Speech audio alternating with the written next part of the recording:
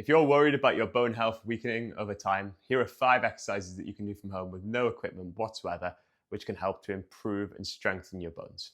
Number 1 is a sit to stand. You start in your chair, you lean forward, you stand up without using your hands if possible, and then slowly lower yourself back down to the chair. And then you stand up again. And you try to do 10 of these. Now, to make these harder, what you can do is hold a weight in your hands. Keep it nice and close to your chest if you do. And instead of sitting all the way back in the chair if you don't have a weight or you just want to progress it further, you can just tap the chair. Don't fully sit down, keep the tension on, and back up. You can also use a lower chair, because if you go lower, you'll feel that your legs have to work harder. So there are some ways that you can adapt it. Obviously, the inverse is true. If this is too hard for you, use a hand. Use 2 hands or use a higher chair. Number 2 is a press up, and we're going to do this against a few surfaces so you can see a few different options.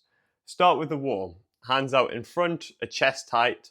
Lower yourself down towards the wall. Head nearly touches the wall, and then you push away, using your arms to work all the way, and your chest muscles will be working too, and a little bit of your shoulders as you go.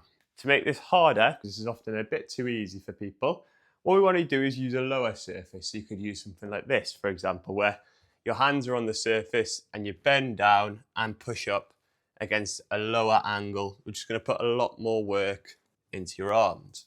As we get stronger, we may even choose to go to a chair, for example, and either from our knees if we want to make it a little bit easier for ourselves, or up from our feet.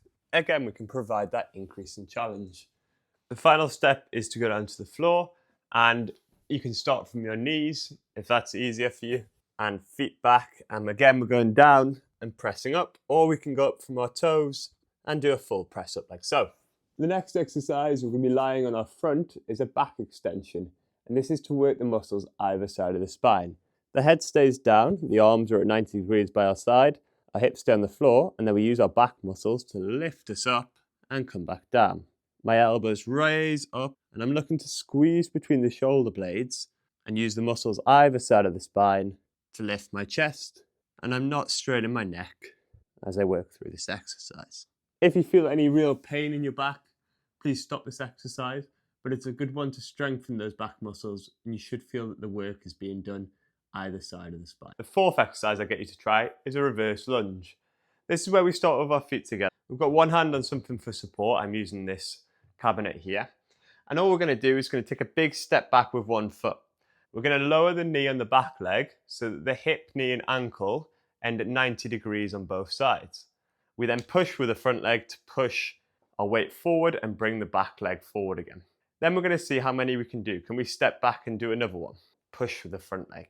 Should be one fluid dynamic movement, and it might take you a little while to get used to it. See if you can do 5 on each side, then build to 8, 10, and then 12 as you get stronger over time. If that's a little bit tricky on your knees, or you just can't quite get the balance or the hang of the movement itself, let's go down to the floor and I'll show you an alternative option. So this one is exercise 4, the alternative to the lunge. If you can't do that, all I want you to do is lift your bum up into the air, squeeze in your glute muscles as you go, hold them up there for a couple of seconds, and then bring them back down. We're going to lift up and down like this.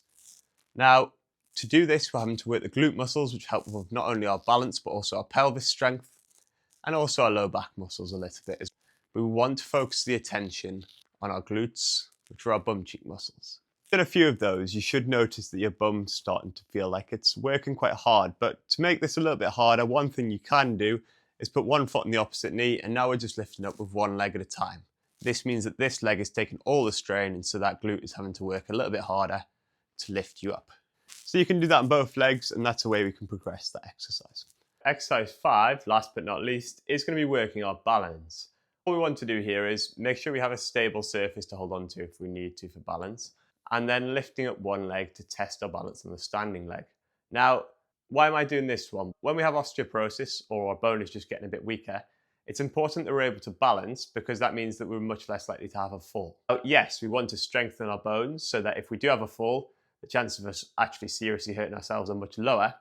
But if we can prevent the fall in the first place, well, surely that's even better. Try and stand on one leg, and after 30 seconds on one side, switch to the other side. If you need something to hold on to, see if you can reduce the amount of support that you give yourself over time by lifting less and less fingers off the surface.